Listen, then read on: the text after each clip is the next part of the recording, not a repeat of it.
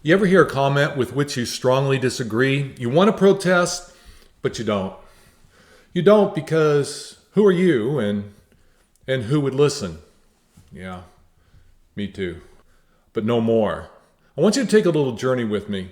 Into your little journey into three what ifs. First of all, what if you're right? This is important. And this betrayal of yourself is not something really you want to do. Secondly, what if your friends will listen? Well, if your friends will listen, you don't want to betray them, right? And three, what if your 2 cents worth actually causes a little ripple and the ripple becomes a wave? Now, granted, that what if is a little more grandiose, but while we're saying it, what if? I want to invite you into a conversation that I want to have. I was listening to Jeffrey Robinson, 100 Minutes of Pain. He works for the ACLU, and he was talking about white supremacy, and it was painful, and it was good. It was good, but it was bad too, and the bad went to the bone. Okay? What I want to do in the next few minutes is share with you my little protest and see what you think. And then share with you how I did it so that you can do the exact same thing. Okay? So let's listen to Jeffrey Robinson from the ACLU and see what he has to say. Good evening, folks.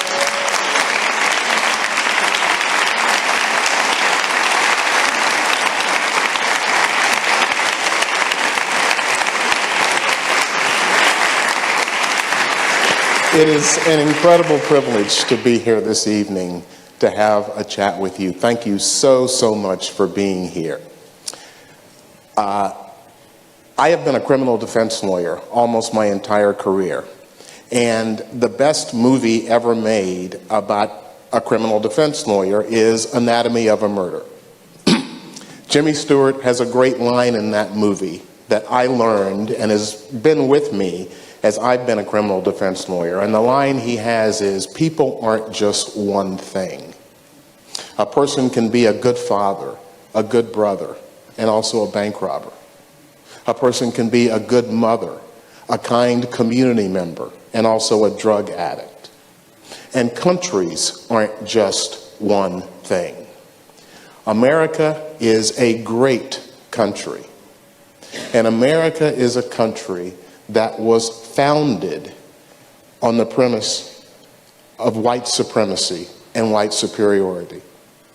I'm not going to pull any punches in my comments tonight, but what I am going to do is ask you to think about America in perhaps a slightly different way, and to think about where we started and how we started and how ingrained white supremacy has become in America. It's become so ingrained that we don't even notice it.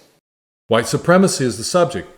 Countries and people are not all one thing. Everybody's got a little bit of good and a little bit of bad. Okay, no doubt. We can accept that.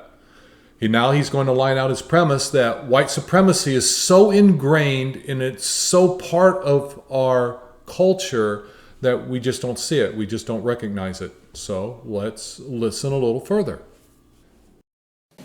We are not taught our history.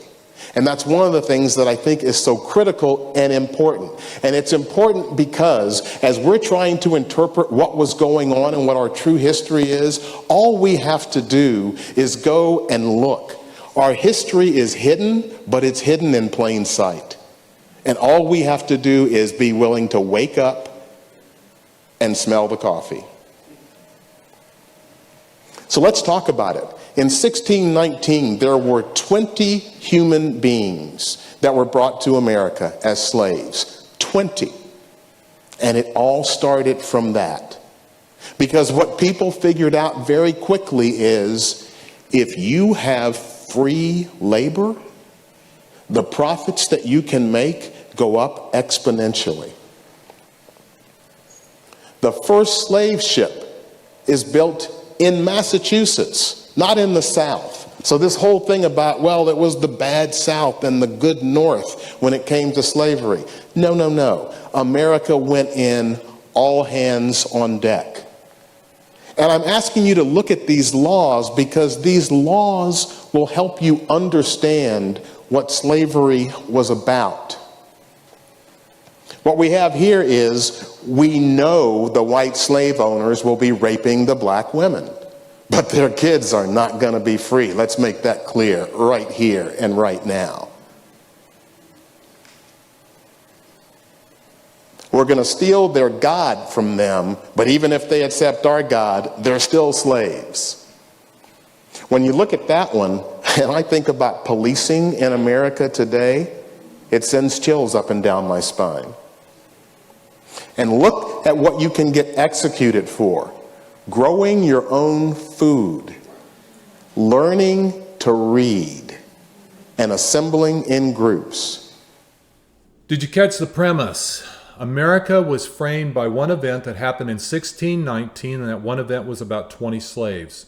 It was all hands on deck. No good North, no bad South. It was greed grabbed a hold of everybody. I thought the premise was people and nations aren't one thing. Maybe I was missing something there. And I'm thinking, what, really? Even the Pilgrims? Plymouth Rock? Well, let's listen a little bit further. And my point is that from Plymouth Rock, white supremacy was the basis of how this country was formed. It doesn't mean that we're not a great country. It doesn't mean that we currently are all bigots. It means this is the truth about how our country was formed, and we can either deal with it realistically and as the truth, or we can keep trying to deny it. And in terms of keep trying to deny the nature of our true history, I feel like just saying, how's that working out for us? Wow. Well, there you have it. Everybody was in on it. The Pilgrims too. Well, let's listen some more. I'm now going to show you, in the words of the people who built the country, how important white supremacy was. Important as the soul is to the body, and without it, no house can gain a proper stability. And you're like, Jeff, that's 1784, a long time ago. Bear with me. 40 of the 56 signers of the Declaration of Independence owned other human beings. The founding fathers of America had absolutely, positively no problem with white supremacy. They believed in it. It was the truth. It was the reality of their time. And they weren't embarrassed to say it. Okay, he's losing ground here. Who's Joseph Clay? Joseph Clay isn't a founding father. And so why use a comment from a non-founding father to describe a founding fathers when we had like 56 of them that signed the Declaration of Independence?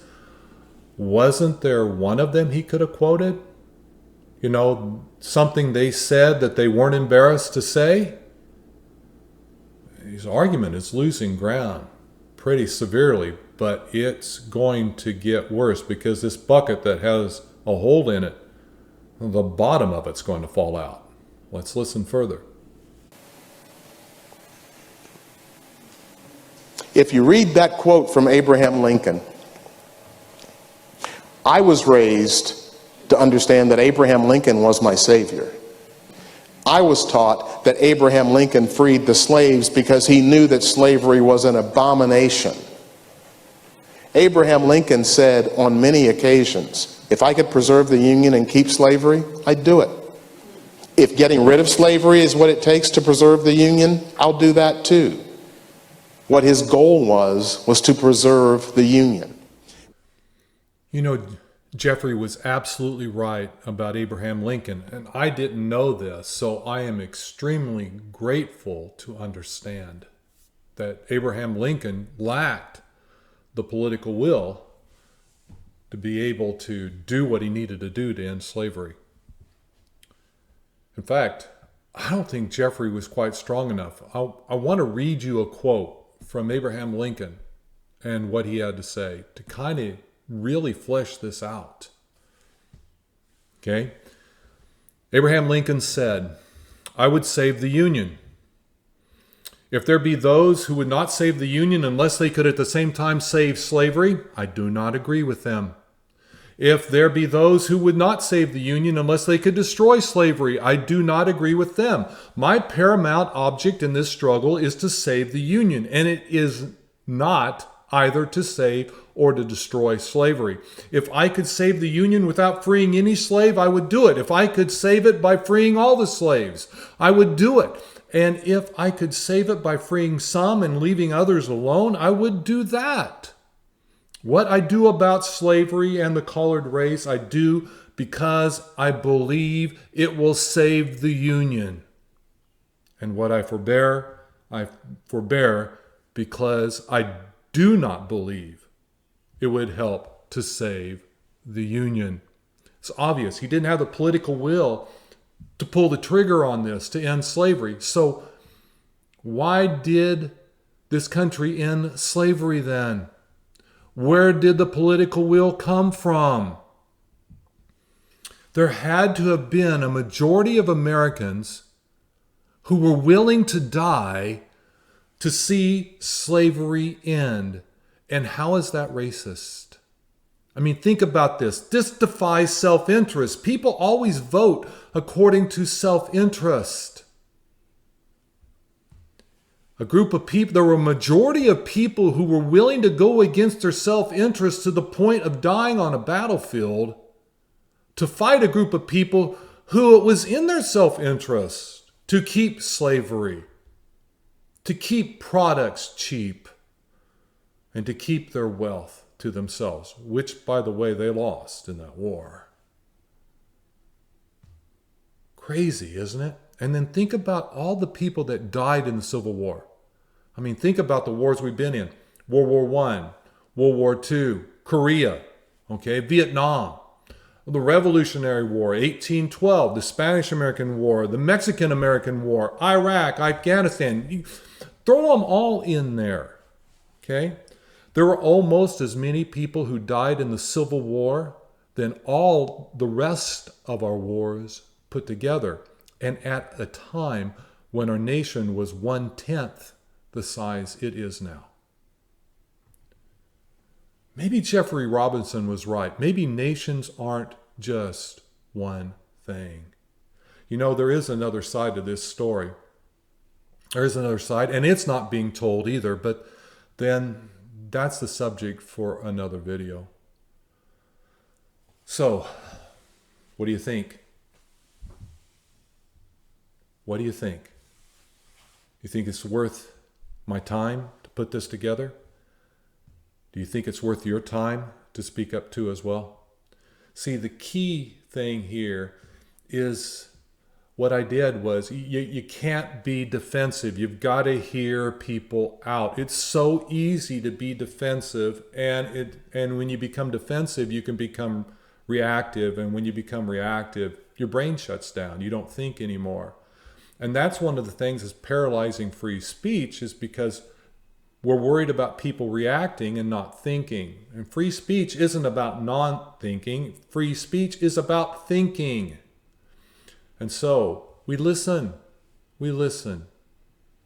Why?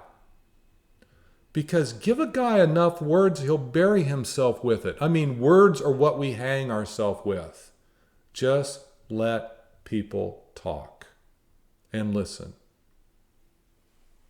And let them hang themselves. Don't react. Just nothing to gain, nothing to lose. Just listen. Okay? Now, how do I know what to listen for? Now, that's another subject. And personally, there's a principle in Romans chapter 2 that I use to gain kind of an advantage to know what to look for. And the Bible is a good source. It's a bestseller for a reason, so you need to check it out. Because It seems the further we drift away from God, the more trouble that we are having, and we should expect that, because if Jesus is the way, the truth, and the life, and the more we drift away from him, the more chaos we're going to have, as well as lose our freedoms. So I hope this helps. Let me know what you think, and I'll do my best to try to get back with you. Thanks, and God bless.